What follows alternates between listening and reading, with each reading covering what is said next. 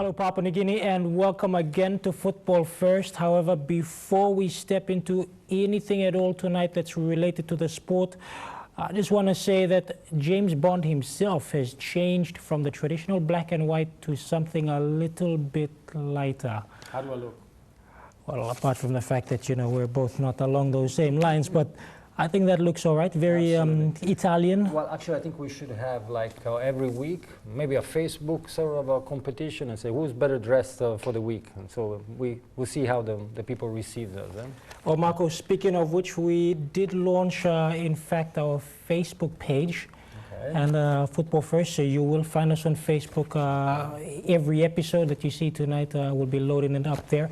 However, Marco, the first thing I'd like to talk about, the NSL end of the rounds, the qualifying tournament. Very exciting, very exciting. Actually, I wanted to ask you, because I never experienced that part of, I've been in Papua New Guinea a couple of years now, but I haven't seen that sort of the latest stage of the competition. And I'd like to ask you, what should we expect now? I mean, now we're down to 4. We got the best, from the north and from the south.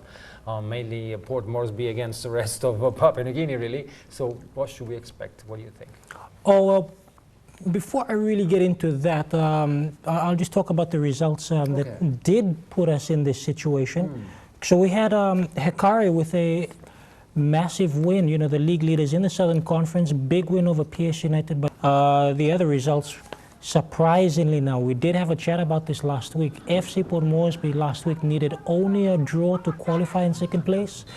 They lost to, surprisingly, to Irema Gulf FC by 2-1. And Rapatona, who had been in third place and who desperately needed to win, did win. Amazing.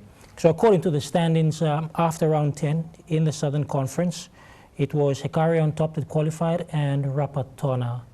Now, over in the Northern Conference, we had Besta and Admiralty, who did have a 0-0 draw. And it was Welgris Morabe United, who had a 2-0 victory over Gorka Gosia.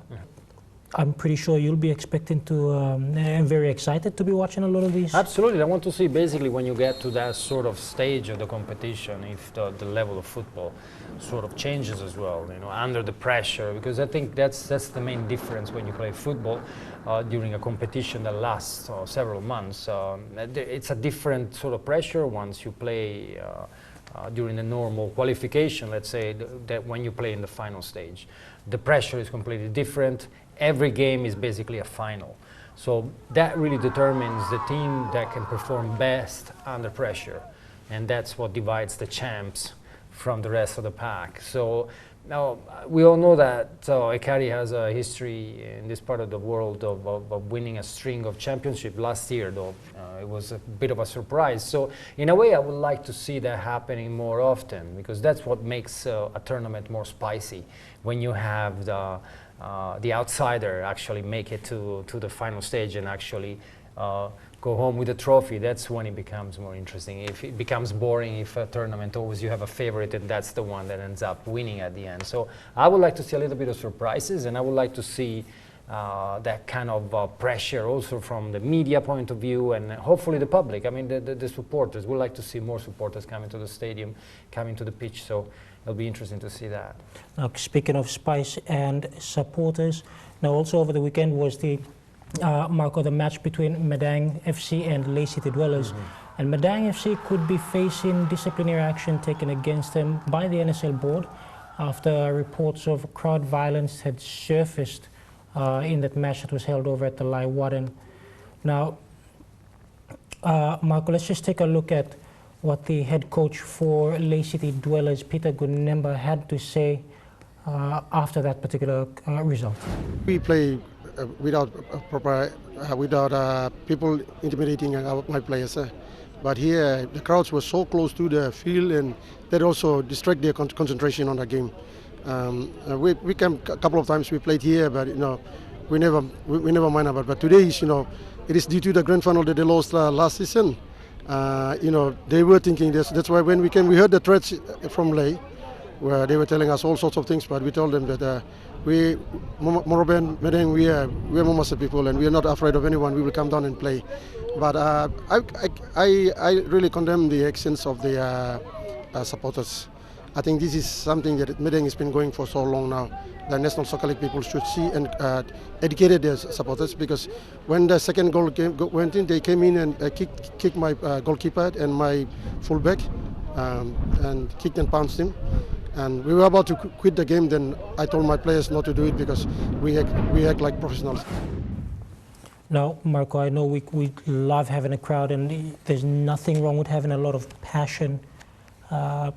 But obviously there would be disappointments from the opposition side traveling away, and then to have to feel intimidated, so to speak. Yeah, absolutely. I mean, the crowd violence in football, unfortunately, has been a problem for many years. I mean, this is nothing new. I mean, in Europe, we've been fighting with that for years now.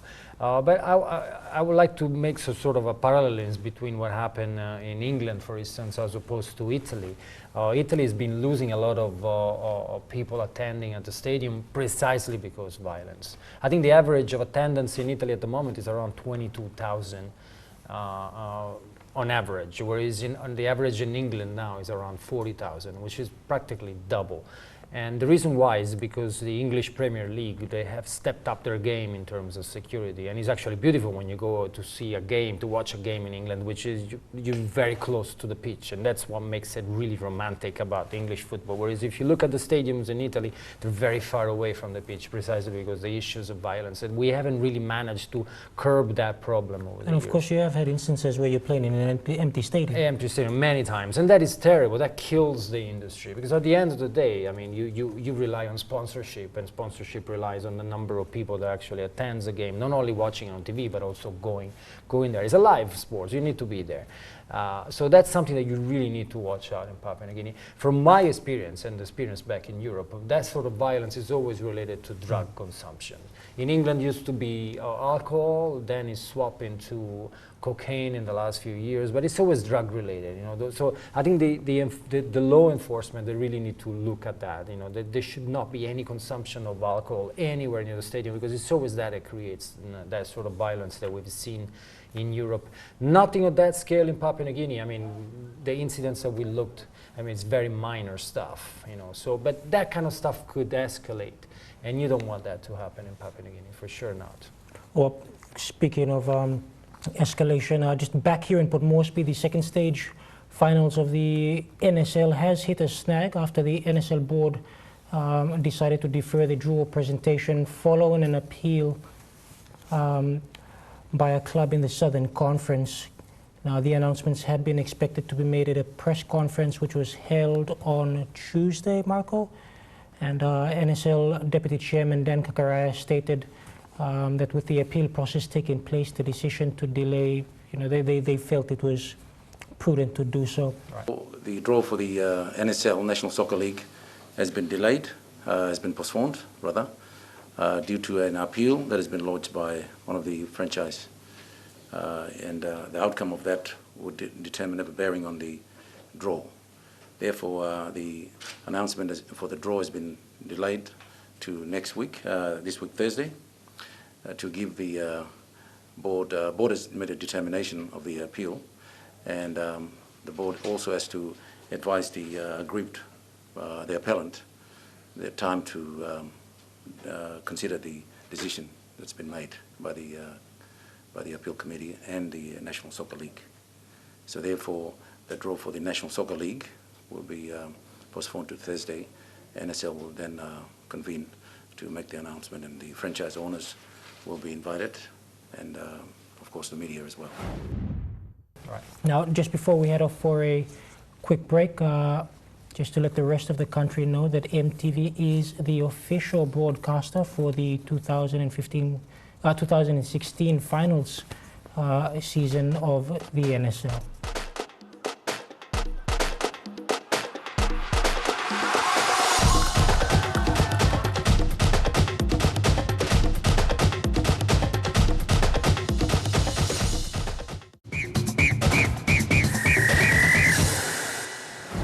Welcome back to Football First. We take a look now at Pettyshen Elijah, a young striker who plays with PKA Rapatona in the NSL. And while he's still in high school, He looks forward to graduating from university one day with a degree in geology. And here he is, the young forward for Rapatona.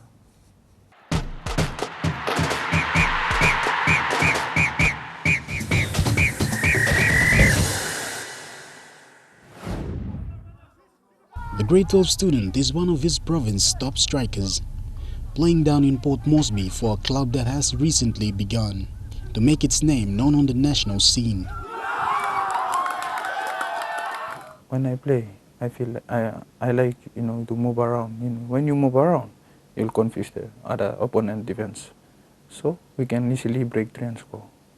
Because when we move around, the defense will watch us, and they will, we have to fool them and create a gap in the middle so midfielder can come go through and score. Aside from football, he has looked at geology as a field of study in the future. To continue my studying at universities, I want to become geologist because I love the job, so I want to apply for it. Football, however, has been a large part of his young life. I just enjoy myself when I started playing soccer, and when I started playing soccer when I'm 12 years old. So when I'm 12 years old, I'm thinking to continue playing soccer, and I want to go and play to other countries to play professional soccer. Patrick Isa, his fellow striker, is also a close companion of his. To team game, we plus to each other, and then we can score the goals, so team can win. We were through the soccer, so both of us become a real brother. We used to work together, eat together, have fun together. And he has lent a lot of his experience to his school club. I play in NSL, it's big difference. I learn many things apart from playing with high school boys. Train them and teach them new things of soccer. Like modern soccer, we should play not old-time soccer, but we have to move to modern soccer, so move ahead and play. Movement and his understanding of pace, key in how Rapatona plays their brand of football. Next first, for my observation, next first is, we Rapatona, we train in another type of football. Our football is we just get the ball and we just move the ball and we take the space. Move it, don't hold the ball too long. So next first like us to play that kind of football, So when we play, he used to tell the boys, our boys, that you have to move to the space, so you have to receive the ball. Don't just stand and receive the ball, no. You have to run to space and receive the ball. So that's our game plan. I just feel like, they used to play soccer, me too used to play soccer. All of us to play soccer, so there's nothing different. The thing is, that thing that used to some of our boys today was like Rapatona, the youth boys. Many of us are youth boys taking the NSL. So when we play against Kakaraya, some of them are new boys, so they have no mental strength or this kind of thinking. So they see Kakarayans do this, they are OFC champions. So they're gonna beat us, but they doesn't have this kind of strength to they play soccer, we too play soccer, so we can beat them. This one they have no. For Pettyshen Elijah, the future in football looks bright. Now part of a squad that has qualified to the second final stage of the National Soccer League. And apart from his international experiences that won him good praise, the striker now has another opportunity to make a name for himself on the national stage. If you want to be like me, you have to put your time, put all your effort, everything to whatever you want it, and you achieve it. Like school, when you study, you put your time studying, you will achieve what you want to be achieved. Soccer is like, when you want to be a PNG representative, you have to put your time. Training, morning, afternoon, don't give up, you just continue. So you will achieve what you want to achieve at the end.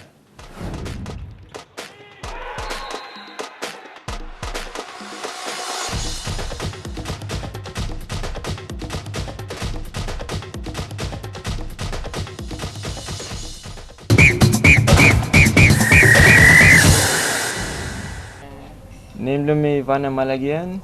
Na neem me Felix come along. Na you play watching Football Fest.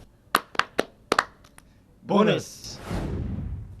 Welcome back to Football First. Now moving aside from the regular 11 aside, and Marco, bit of futsal this time. Now, you and I have had a run before. Absolutely, that was great. It was lovely to play that. Futsal, I mean, I must say, it's something that I've trained a lot as a young man, because instead of going to school, sometimes I would go with my friends and play futsal, and it would be perfect, 5 against 5. That number we always managed to handle. That was great. That's how I learned to play football, actually. So it's been a great school for me. Yeah.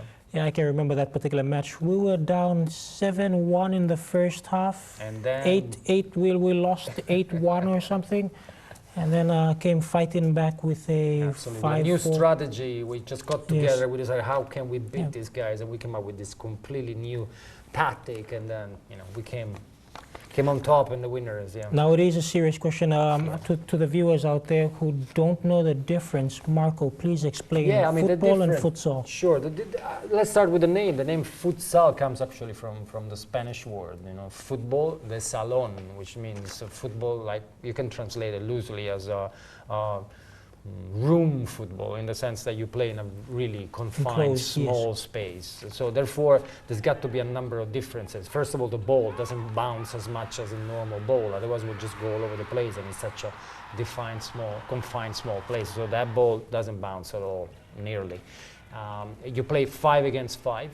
There is no limit in the number of substitutions that you can bring into the game. And the idea is basically the game never starts. It just keeps on going and going and going. You might think that in such a small space you don't run as much as you would run in football. Wrong. You actually run more. So it's really, really fast, and then it burns a lot of energy. But the idea is that it's very technical, in the sense that you have a short time to control the ball and pass it really quickly to your teammate. And it's a really good training for football, because it teaches you to rely on your teammate instead of just wanting to go on your own and then try to dribble everybody, like thinking that you're Maradona or Messi. You have to really pass the ball in a really small space. So it's a really good training for football, I would say, and a lot of fun. And I would like to see more people playing that in Port Moresby. I mean, you have so much space that you could do that. And you see that when you go in Brazil, everybody plays futsal, in Brazil, because it's so small, the pitch, and everybody improvises. And you can play on the streets as well. You can play on the street, you can play in the backyard of a building, you can play on the beach, you can play anywhere. So in a way, it would be a good way to promote the sport if we see more of those little venues. 5 against 5, guys. It's easy.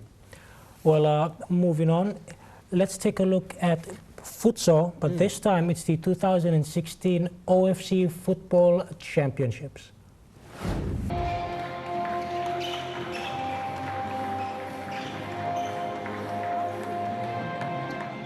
The 6 teams participating in the 2016 OFC Futsal Championships hit peak anticipation levels as they began the countdown hours before to what would eventually become one of the most high-stakes editions in the history of the event.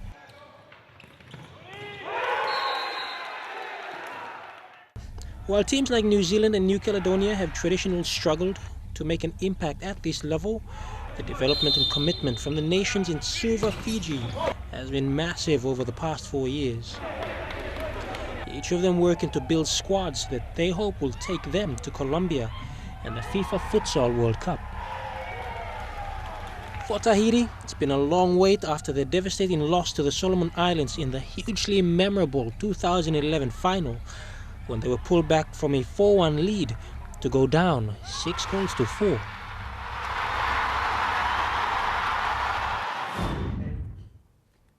Well, Jeremy, to talk about football is a great thing, but I think playing football is even better. So you and we should go back where we left it. I think, do you agree on that?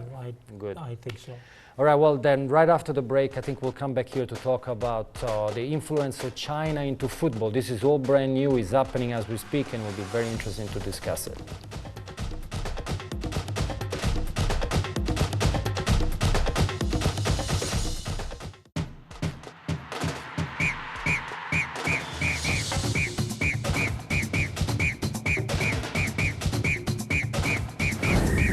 back to Football First. A quick update on the FIFA Under-20 Women's World Cup. Now, operational planning is underway for PNG to host the tournament in November, December this year.